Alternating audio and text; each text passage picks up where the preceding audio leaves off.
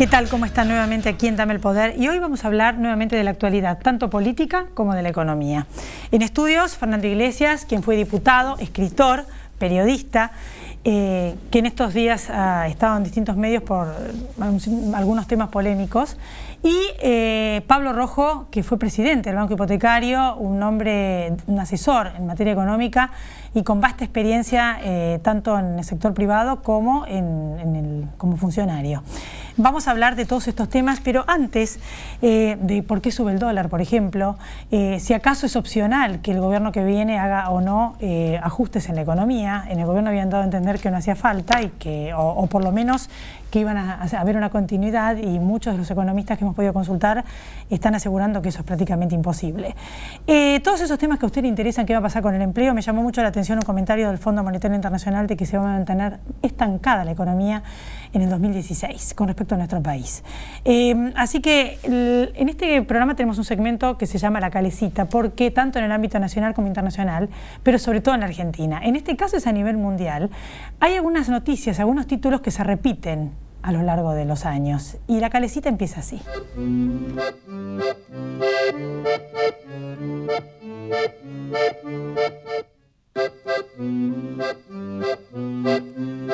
Esta es la revista Panorama de 1965. Fíjense ustedes, China, el alud amarillo.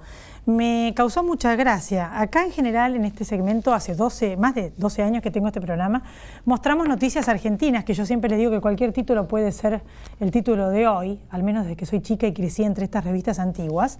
Pero en esta oportunidad elegí un tema internacional que viene a cuento también de lo que está pasando en la Argentina. Tenían mucho miedo en el mundo de China. Desafío a Occidente, dice, ¿viste? Acá está la revista. Desafío a Occidente, se me rompió. Y en realidad lo que más me llamó la atención es que dice: el pueblo chino olvidó su filosofía para entregarse al culto de la agresividad, un gigante que crece sin cesar y necesita asegurarse su espacio vital. Y después dice: los jóvenes chinos están preparándose para conducir una gran potencia mundial. 300 millones de muertos no terrorizaron a Mao Zedong. ¿Por qué me llamó la atención? Porque en estos días donde no solamente hubo salvatajes de dinero que después hay que devolver en breve, que se llama swaps de China, y que aumentaron las reservas del Banco Central, también hubo distintos acuerdos, muchas cláusulas secretas, que uno se pregunta qué hay detrás de ellos, y muchos temores. Un cuarto de la población mundial está en China. ¿Qué pasaría si la mano de obra, donde las empresas que vienen acá tienen que trabajar de China? ¿Cuántos vendrán y qué va a pasar? Todos estos temas después de la pausa. ¿Quiénes deben vacunarse contra la gripe? Embarazadas, mamás antes de egresar de la maternidad, niños entre 6 y 24 meses, personas con enfermedades crónicas u obesidad, personal de salud y mayores de 65 años. Para ellos, la vacuna es gratuita en centros de salud y hospitales públicos de todo el país. Vacunate. Es bueno para vos. Es bueno para todos. 0800-222-1002.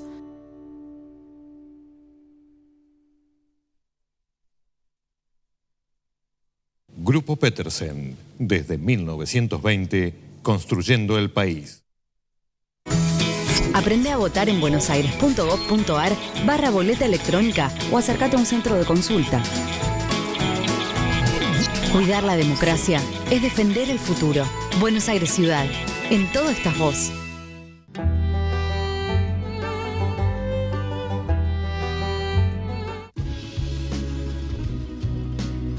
Aquí estamos entonces en Dame el Poder. En estos días se hizo muy famoso, más de lo que es, en realidad, por este hecho que pasó.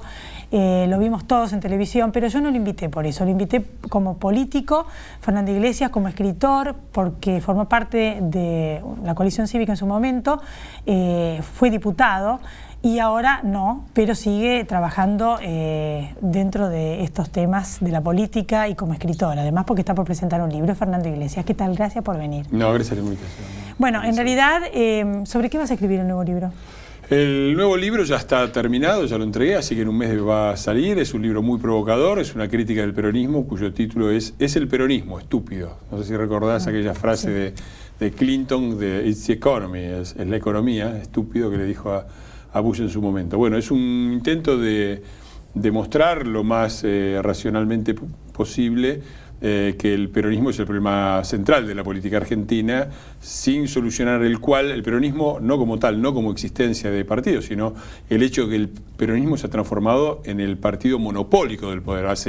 De los últimos 26 años han gobernado 24, los 2 años que no han gobernado han manejado enormes resortes de poder, no han dejado gobernar, manejaban el Senado 14 de 24 provincias, etc. Así, venimos de un cuarto de siglo completamente peronista, con, me parece, horrendas consecuencias sobre la sociedad argentina, que a pesar de eso está todavía pensando si no va a elegir otro candidato peronista. Después de los 8 últimos presidentes, 7 fueron peronistas.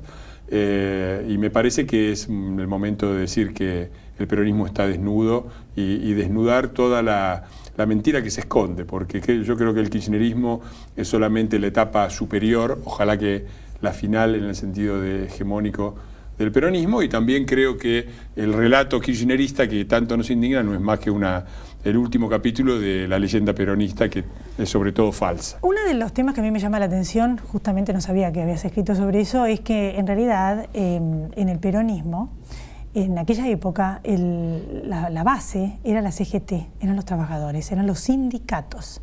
La base de este peronismo actual, más que los sindicatos, que de hecho se produjo una escisión, son los que no trabajan, los que viven de los planes. Bueno, o sea, es más, dentro del mismo peronismo hay un candidato que representa a los que trabajan y otro que representa a los que no, o en general hay una disputa muy fuerte con respecto a eso. O sea, ¿qué tenés para decir con respecto a eso? Sí, bueno, es una de las cosas que trata el libro, exactamente eso. El capítulo se llama La lumpenización general de la Argentina. El peronismo llega al poder en 1989 con Menem, prometiendo la revolución productiva, y termina en un país donde los niveles de gente que no trabaja son los mismos que en España. Es decir, la desocupación es menor, porque entre la gente que no trabaja son muy pocos los argentinos que quieren trabajar y son muchos los españoles que quieren trabajar, y por lo tanto, como el índice se define no por los que no trabajan, sino por los que no trabajan y quieren trabajar, hay mucha desocupación en España, pero la cantidad de gente sin trabajo es la misma en Argentina que en España. Y hay vastos sectores de la sociedad, un tercio más o menos, que son los sectores ni trabajan ni estudian, ni trabajan ni esperan trabajar ni estudiar. Y eso es el producto de una política. Y efectivamente eso ha mutado, como vos has señalado, el centro de gravedad, porque se hablaba de los trabajadores y los sindicatos como la columna vertebral. Hoy la columna vertebral del peronismo es un sistema de punteros que intermedia entre el Estado y los ciudadanos y reparte favores, a diestra y a siniestra, por arriba y por abajo. Es la chapa y el choripán y la plata para ir al acto por abajo, pero también son favores para que algunos empresarios se llenen los bolsillos en un país que está yendo para abajo. ¿Así que de eso trata el libro también? Sí, claro, ese punto es muy importante, es fundamental. Es una observación sobre la realidad. El otro tema que nos llamó mucho la atención cuando vimos esta polémica que se generó por tu respuesta a unos dichos de un hecho que le ocurrió a una periodista, Sandra Russo, que tuvo un secuestro virtual y pagó una cantidad determinada de dólares, y se te notó como muy enojado de esta situación. ¿Nos podés contar cómo fue y por qué? Bueno, primero, no hace falta decir que el hecho es detestable y que ojalá vayan presos los que lo hicieron, y que ojalá vayan presos todos los que han cometido delitos y están impunes. En este programa hablamos siempre de la inseguridad que existe en la Argentina, y la verdad es que yo la viví y totalmente espero que no se vuelva a repetir ni el hecho que vivió ella ni los que vivimos todos nosotros. A mí lo que me indignó y me indigna es la hipocresía, es decir, una persona que gana su dinero yendo por los medios oficiales, 678 en particular, pero también otros, diciendo que la inseguridad es una invención de los medios y que no hay inseguridad sino una sensación de inseguridad.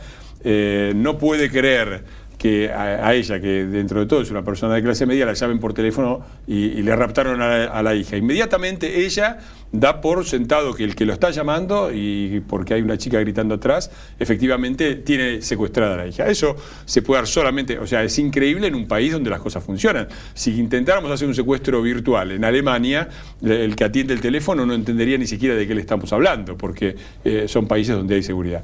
Acá la hipocresía de la Russo es que ella sabe perfectamente que vivimos una situación de altos niveles de inseguridad, y mientras tanto gana su dinero mintiendo, diciendo que es una sensación.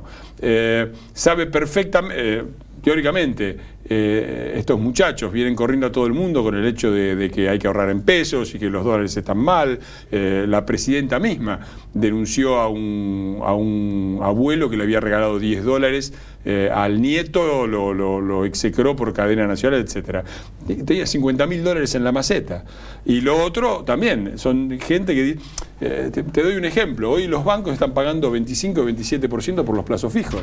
Y el INDEC dice que la inflación es del 15-17%. O sea, si Sandra Russo creyera el relato que ella emite y le creyera al INDEC y que la inflación es del 15 al 17%, debería ahorrar en pesos, son 10% de rentabilidad anual. Entonces, estos señores, desde 678 y desde los medios del Estado, se han llenado los bolsillos con nuestro dinero, se han llenado los bolsillos mintiendo y legitimando un sistema, además, que ha dejado libres a miles de criminales porque se suponía que eran víctimas de la sociedad. Y ahora la señora Sandra Russo, cuando la atacan a ella, dice que son delincuentes sádicos. Eso es lo que a mí me indigna. ¿Cuál es el futuro como político? ¿Vas a volver a presentarte en alguna elección? Mira, yo iba a ser candidato al Parlamento del Mercosur por la coalición cívica, al final no lo voy a hacer, no voy a decir por qué, es bastante fácil de suponer sabiendo los actores en juego. Y bueno, por ahora las listas están cerradas, dentro de 2 años lo pensaré. Por ahora me estoy dedicando a lo mío, que es el periodismo, por un lado, es la escritura de terminado este libro, y sobre todo el tema de relaciones internacionales, que es en lo que yo soy profesor universitario de temas relacionados con globalización y bloques regionales para la UCES, para la Universidad de Belgrano y para la cátedra Spinelli, que es una cátedra de 28 universidades italianas. Por ahora voy a seguir con eso. Bueno, veremos entonces cuando vuelvas a estar también como candidato. Gracias por haber estado acá y nos volvemos a encontrar. Gracias por tu invitación. Después de la pausa, lo prometido. La economía, entre otros temas, qué va a pasar el año que viene, qué puede pasar y por qué sube el dólar. Con Pablo Rojo, ya volvemos, no se vayan. Hay algo que con los años me quedó claro. Para llegar lejos necesitas la tranquilidad de tener todo asegurado y yo activo esa tranquilidad con Provincia Seguros. Hacé como Marcelo y confía en Provincia Seguros.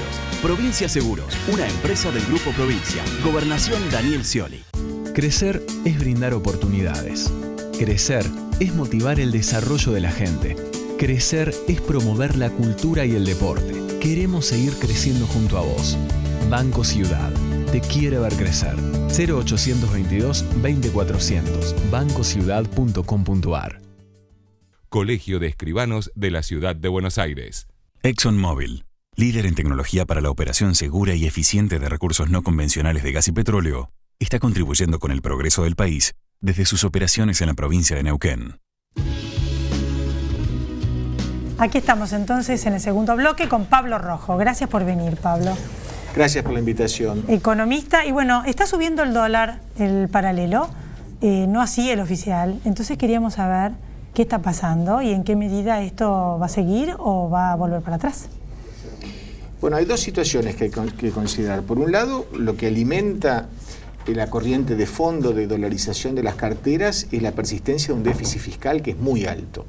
La Argentina tiene hoy aproximadamente 7 puntos de Producto Bruto como déficit fiscal, lo cual nos ubica más o menos cerca del déficit fiscal que la Argentina tenía a fines de los 80, cuando se inició el proceso hiperinflacionario. Es un déficit fiscal insostenible que se financia la mitad con deuda y la mitad con emisión monetaria. Esa emisión monetaria es la que de alguna manera alimenta el aumento del dólar. Y en lo coyuntural hay dos fenómenos, a mi juicio, que son importantes. Hay una tendencia siempre en los periodos previos a las elecciones a una dolarización de la cartera por razones de precaución, porque la gente no sabe muy bien quién va a ganar, qué política va a aplicar, entonces preventivamente aumenta la compra de dólares. Y en segundo lugar, prácticamente el 80% de los plazos fijos están venciendo entre julio y agosto. Y mucha gente, muchas empresas que han hecho depósitos muy importantes en plazos fijos, porque las tasas son muy altas, como vos señalabas, 27, 28, 30%, cuando vence el plazo fijo se preguntan si conviene renovar ese plazo fijo o conviene dolarizarse. Y esos son los fenómenos que de alguna manera gravitan en el aumento del dólar blue. ¿Y esto va a volver a bajar? No, yo no creo, además no hay mucha experiencia en Argentina de que los valores en dólares bajen. Sí, acá bajó, hicieron bajar el dólar paralelo. Sí, algunos centavos, pero digamos, la tendencia de fondo, a mi juicio, sigue siendo la misma que se viene manifestando hasta ahora, porque los fenómenos estructurales, el déficit fiscal, el exceso de emisión monetaria, que son los verdaderos motores del aumento del dólar, están jugando a pleno. ¿Cuáles son las posibilidades de que efectivamente haya continuidad en materia económica como sostuvieron y que no haya ajustes? Porque la verdad es que no piensa que es lo que puede pasar al próximo gobierno, ¿no?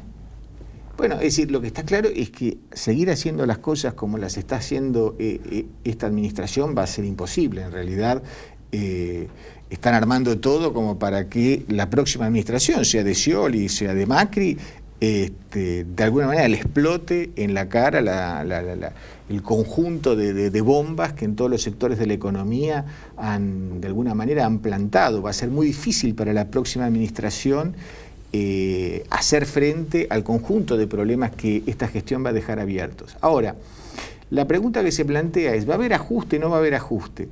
Yo creo que el factor crítico para poder contestar esa pregunta es saber si la Argentina en el próximo periodo presidencial va a tener acceso a los mercados internacionales de crédito o no va a tener.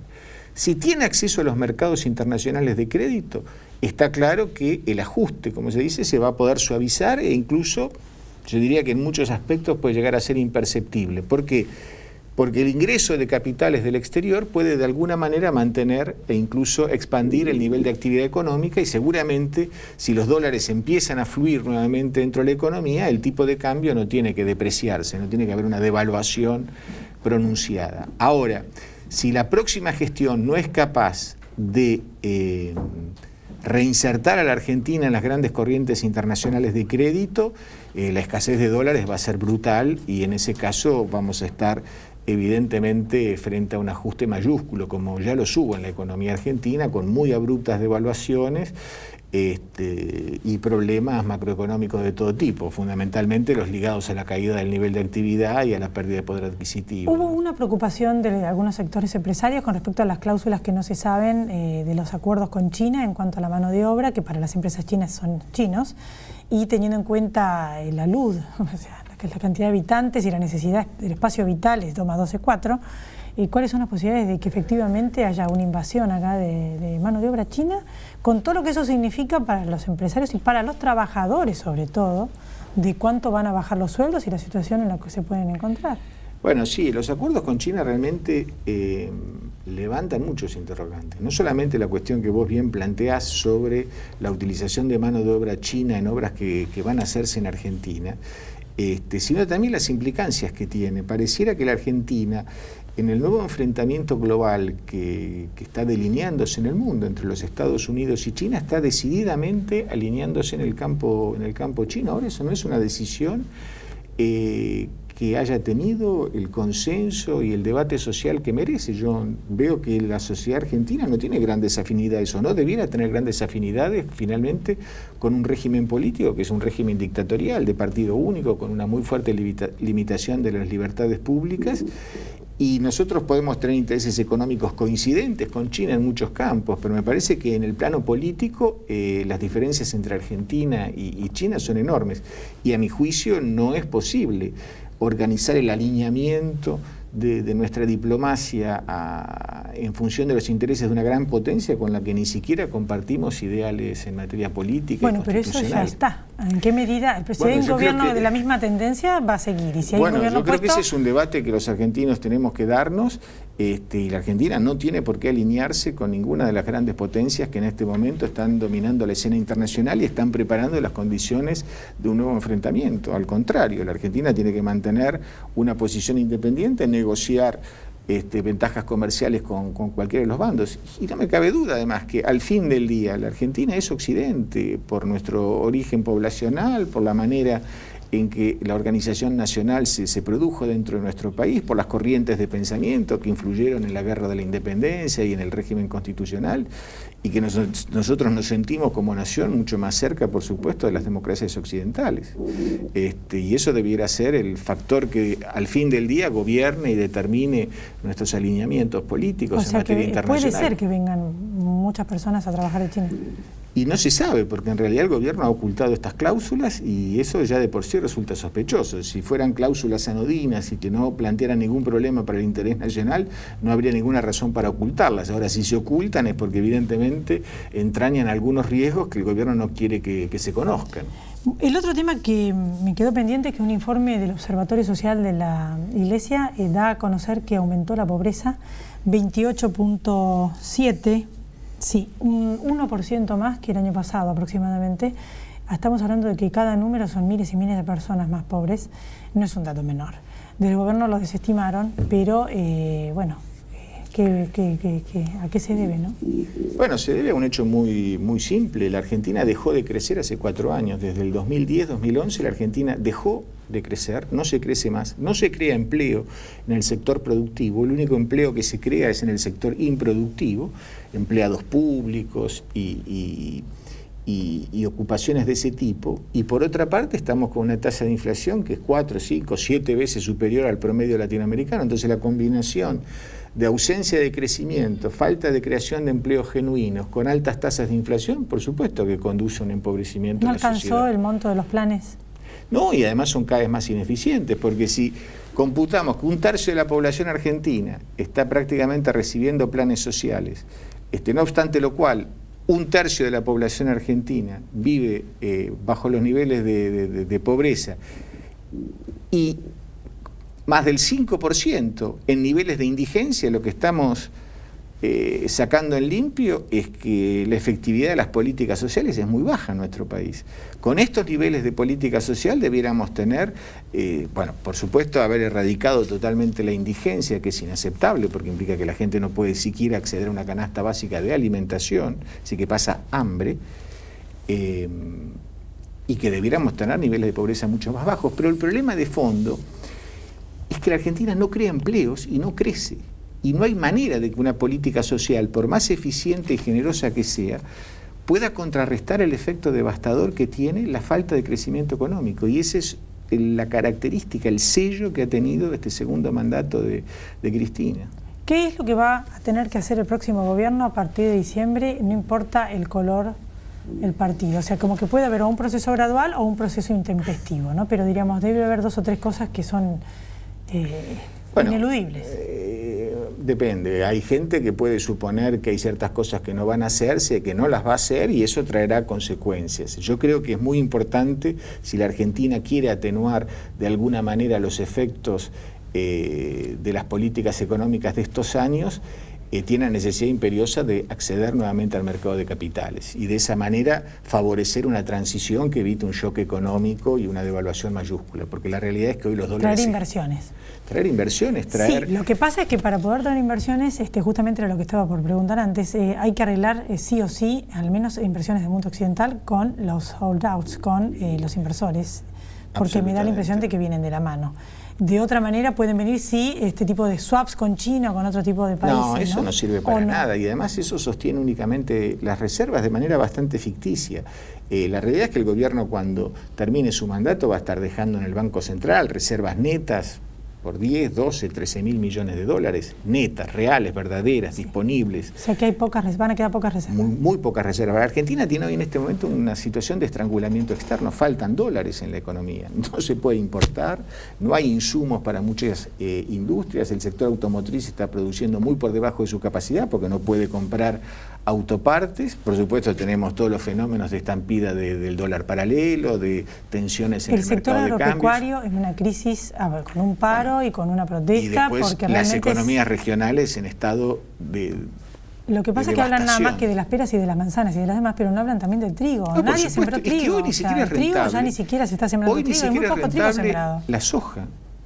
no quedó fuera del sistema. Se fueron los grandes pools porque realmente no es rentable la soja, ningún cultivo agropecuario, y que es la punta de lanza de las exportaciones argentinas. Absolutamente. Entonces, bueno, eso habla de que estamos en una crisis de estrangulamiento externo porque la situación cambiaria no refleja los equilibrios económicos. La Argentina tiene un tipo de cambio que está muy atrasado, el tipo de cambio oficial. Porque el gobierno deliberadamente ha utilizado el tipo de cambio oficial como ancla antiinflacionaria, con bastante poca suerte, porque la tasa de inflación sigue siendo muy alta. ¿Ya modificando el tipo de cambio se hacen más rentables las economías regionales?